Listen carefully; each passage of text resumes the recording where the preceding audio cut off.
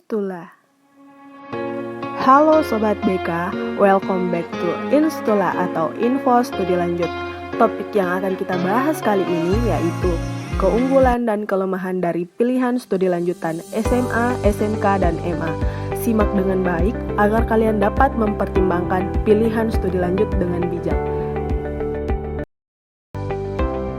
Di masing-masing pilihan studi lanjutan tentunya memiliki keunggulan dan kelemahan yang menjadi nilai plus minus untuk peserta didik mempertimbangkan yang sesuai dengan kebutuhan dan arah karirnya.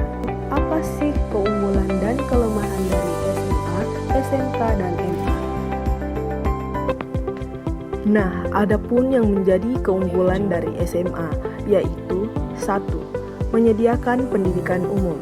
Sekolah menengah atas menyediakan pendidikan umum yang lebih luas dan terintegrasi. Melalui program ini, peserta didik akan mempelajari berbagai mata pelajaran yang mencakup ilmu pengetahuan, sosial, dan humaniora.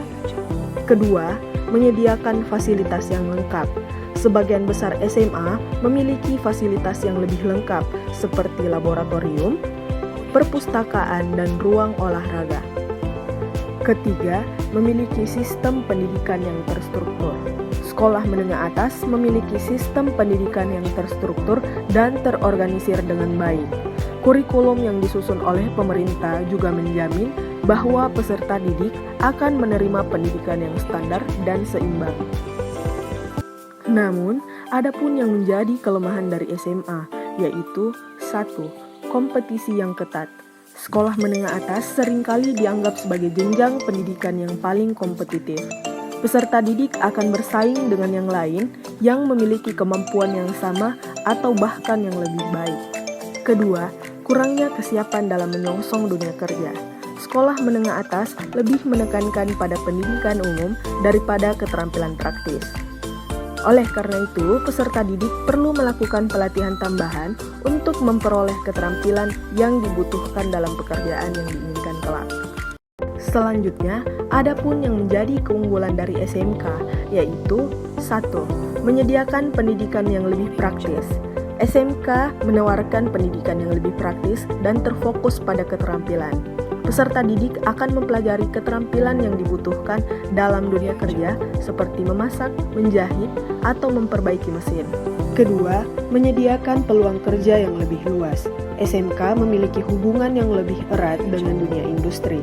Sebagian besar SMK memiliki program magang yang akan membantu peserta didik memperoleh pengalaman kerja sejak dini.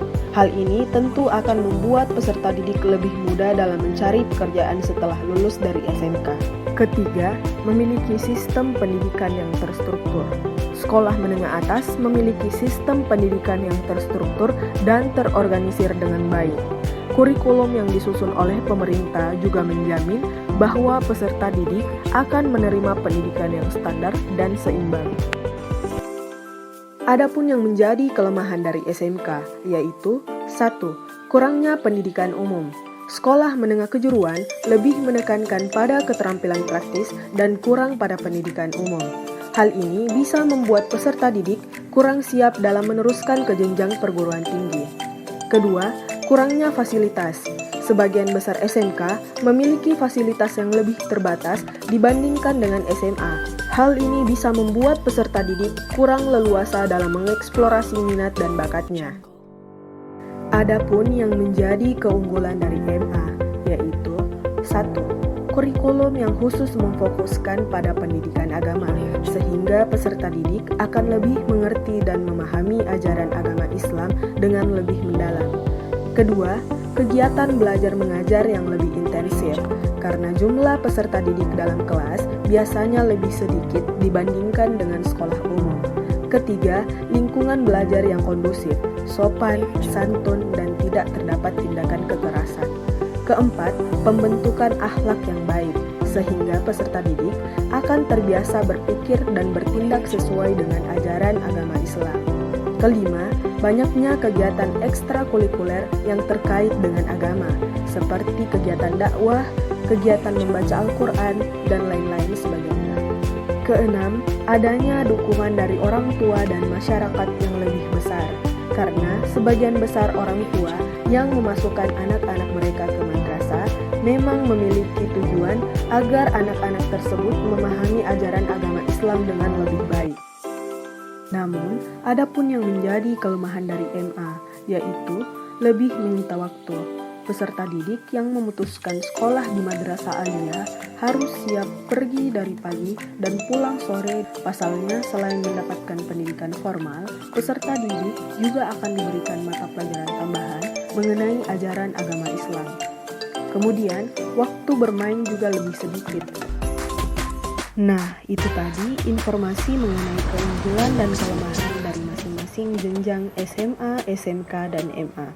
Kalian juga dapat menjadikan informasi tersebut sebagai bahan pertimbangan kalian untuk memilih studi lanjutan. So, see you next content ya guys.